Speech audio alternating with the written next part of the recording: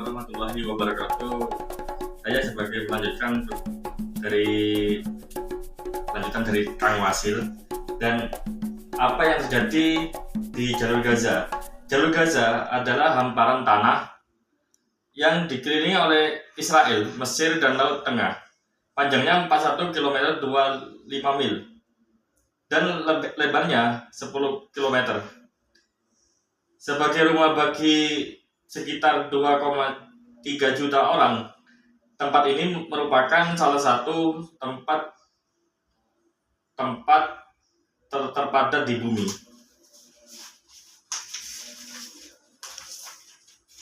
Bahkan sebelum perang terakhir antara Israel dan Hamas, Gaza memiliki salah satu tingkat pengangguran tertinggi di dunia. Banyak orang hidup di bawah garis kemiskinan dan bergantung pada bantuan pangan untuk bertahan hidup. Batas-batas Gaza ditetapkan sebagai hasil Perang Timur Tengah tahun 1948 ketika wilayah itu diduduki oleh Mesir. Bagaimana dengan pengungsi Palestina? Ada sekitar 5,9 juta orang Palestina yang terdaftar oleh PBB sebagai pengungsi. Merdeka adalah keturunan warga Palestina yang melarikan diri atau dipaksa meninggalkan rumah mereka di tanah yang menjadi Israel dalam Perang Timur Tengah tahun 1948 sampai 1949. Sebagian besar yang tinggal di Yordania, jalur Gaza, tepi barat, Suriah, dan Lebanon. Palestina bersikeras atau hak pengungsi untuk kembali, tetapi Israel menolaknya. Israel mengkritik Badan Pengungsi Palestina PBB UNRWA karena membiarkan status pengungsi diwariskan kepada generasi berikutnya. Sekian, wassalamualaikum warahmatullahi wabarakatuh. Yang bisa kita lakukan sebagai warga negara biasa. Yang pertama, meningkatkan kesadaran, sebarkan informasi dan kesadaran tentang konflik Palestina dan Israel melalui media sosial, blog, atau dengan berbicara dengan teman dan keluarga. Jangan biarkan narasi palsu Zionisme sejarah Israel dan Palestina sejak 1948. Pada tahun 1948 terjadi pembersihan etnis Palestina, tepatnya sebelum mandat Inggris berakhir pada 14 Mei 1948. Militer Zionis memulai operasi penghancuran wilayah untuk memperluas negara. Lebih dari 100 laki-laki, wanita, anak-anak Palestina dibunuh di desa Deir Yassin yang ada di pinggiran Yerusalem. Tragedi ini terjadi pada April 1948. Tindakan operasi terus berlanjut dari tahun 1947-1949. Sebanyak 500 desa dan kota di Palestina hancur. Peristiwa ini dikenal dengan Nakba, yang berarti bencana dan dalam bahasa Arab. Belasan ribu orang tewas. Peristiwa Nakba menjadi salah satu bukti konflik yang merenggut belasan ribu nyawa. Sekitar 15.000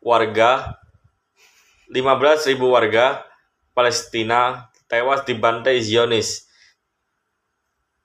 Telur melancarkan operasi militer hingga berhasil menguasai 78 wilayah tanah Palestina. Sisa 22% menjadi bagian dua wilayah tepi barat dan jalur Gaza. Sebanyak 750.000 warga Palestina harus angkat kaki dari tempat tinggal dan mengungsi ke negara tetangga Yordania, Suriah, Mesir, dan Lebanon. Lahirnya negara Israel berdasarkan jurnal berjudul Zionisme dan berdirinya negara Israel yang diunggah Muhammad Shadiq Sabri, gerakan Zionisme dan pembentukan negara Israel menjadi masalah dunia. Dari dulu hingga sekarang, pembentukan negara terjadi usai pembersihan wilayah rakyat Palestina. Ambisi Zionis semakin kuat untuk memiliki Palestina dengan mengadakan serangan ke daerah-daerah Arab Palestina. Pembantaian besar-besaran di Der Yassin menelan korban 254. Sebagian dari mereka adalah wanita, anak-anak, dan orang tua. Pembantaian dilakukan oleh pasukan Irgun yang dipimpin Menahem Begin. Setelah itu, muncul penentangan antara masyarakat Arab dan Yahudi lewat pertemuan tokoh-tokoh Yahudi yang dipimpin oleh Ben Gurion. Terjadi deklarasi berdirinya Israel pada 14 Mei 1948. Konflik semakin tegang pada memuncak hingga terjadi perang Arab Israel pertama yang terjadi pada hari besoknya 15 Mei 1948. Pertempuran berakhir pada Januari 1949. Dan bagaimana kondisi Israel Palestina setelah 1948 itu? Sekitar 50.000 warga Palestina tinggal di negara Israel yang baru dibentuk. Kehidupan mereka terdukung di bawah pendudukan militer, bahkan dikontrol secara ketat selama 20 tahun sebelum akhirnya mereka diberikan kewarganegaraan Israel. Pada tahun 1950 sampai 1965, di tahun 1950 Yordania melakukan pemerintahan administratif pada di tepi barat dan Mesir mengambil alih jalur Gaza. Lalu 1964 terjadi pembentukan Palestina Liberation Organization yang dilanjutkan dengan berdirinya politik Fatah setahun berikutnya. 1967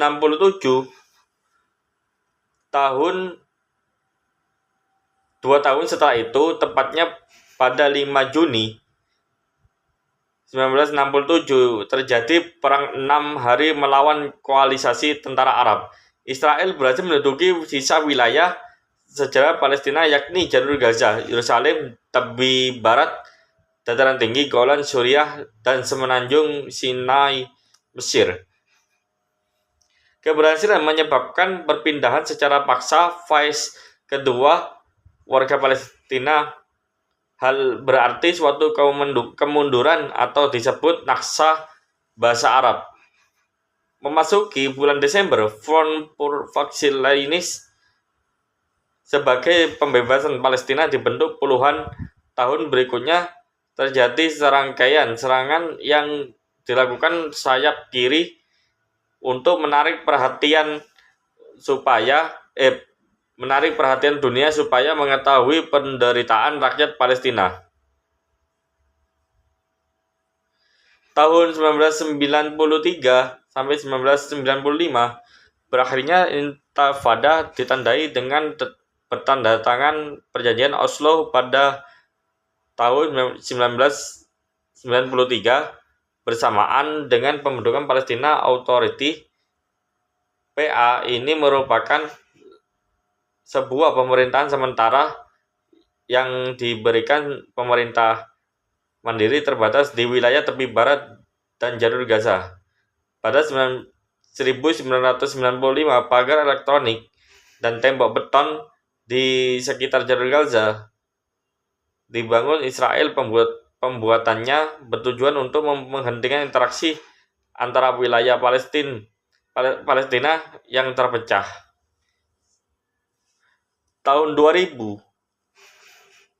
tanggal 28 September 2000 terjadi Intifada kedua. Pemimpin oposisi bernama Likud Ariel Sharon mengunjungi provokatif ke kompleks Masjid Al-Aqsa. Ribuan pasukan dikerahkan sekitar kota tua Yerusalem.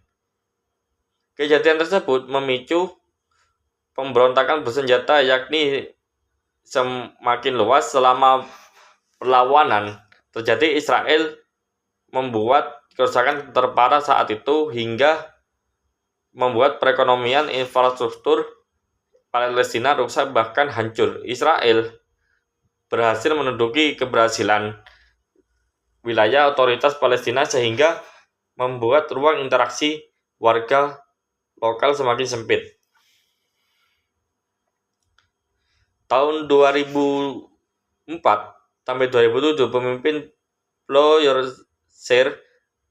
Yasser Arafat meninggal dunia pada tahun 2004. Setahun kemudian, rakyat Palestina memberikan suara untuk memberikan kalinya kemudian pemilihan umum. Di tahun 2006, Hamas memenangkan pemilihan Palestina. Salah satu faktornya reaksi atas korupsi dan stagnasi politik dari Partai Fatah yang berkuasa. Pemimpin Hamas, Ismail Haniyeh, menjabat sebagai Perdana Menteri. Kondisi hubungan Hamas dan Fatah semakin memburuk karena terjadi kekerasan. Sementara Fatah fokus mengendalikan otoritas Palestina di tepi barat. Sejak itu, pemilu tidak diadakan lagi. Perang berlangsung secara terus-terusan hingga menewaskan ratusan warga Palestina. Sekian, terima kasih.